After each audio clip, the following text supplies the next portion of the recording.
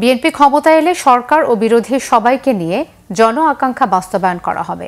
CPB, AB party, গণতান্ত্রিক যুক্তফ্রন্ট সহ কয়েকটি দলের নেতাদের জানিয়েছেন বিএনপির ভারপ্রাপ্ত চেয়ারম্যান তারেক রহমান। সোমবার গুলশান কার্যালয়ে এসব দলের নেতাদের সাথে আলাপকালে একথা জানান তিনি। নাবিল জাহাঙ্গীরের রিপোর্ট। গত কয়েকদিনের মতো সোমবার সকাল 11:30টার পর গুলশান চেয়ারপারসনের কার্যালয়ে পৌঁছেন বিএনপির ভারপ্রাপ্ত চেয়ারম্যান তারেক রহমান। এদিন তারেক রহমানের হাতে প্রধান উপদেষ্টার শোকবাণী পৌঁছে দেন তার একান্ত সচিব খায়রুল ইসলাম।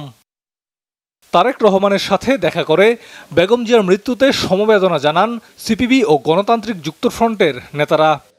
যারা সরকারে থাকবে, যারা বিরোধী দলে থাকবে, সবাই মিলেই দেশটাকে সামনের দিকে অগ্রসর করে নিতে হবে, সেই আশাবাদ উনি ব্যক্ত করলেন।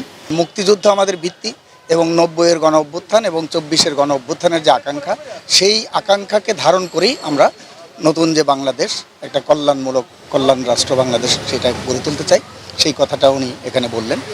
দুপুরে গুলশান কার্যালয়ে গিয়ে সমবেদনা জানায় গণসংহতি আন্দোলনের প্রতিনিধি দল। দেশের রাষ্ট্র ব্যবস্থার সংস্কার, নির্বাচন, সংবিধান সংস্কার পরিষদে সেই সংস্কার প্রস্তাবগুলো গ্রহণ করা এবং তার বাস্তবায়ন, এটা একটা জাতীয় পুনর্গঠনের কাল। এই জাতীয় পুনর্গঠনের কালে আমরা ন্যূনতম জাতীয় ঐক্যমত্য রক্ষার জন্যই ওই যুগপৎ আন্দোলনের ধারাবাহিকতায় আমরা এই পুনর্গঠনকালে ঐক্য বজায় রাখব।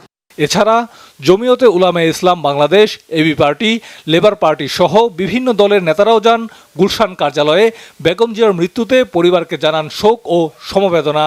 অনেক বিষয়ে আলোচনা হয়েছে, সবচেয়ে ভালো লেগেছে যে আমরা দেশ রাষ্ট্র নিয়ে বেশি আলোচনা করেছি। নাবিল জাহাঙ্গীর, বাংলা ভিশন, ঢাকা।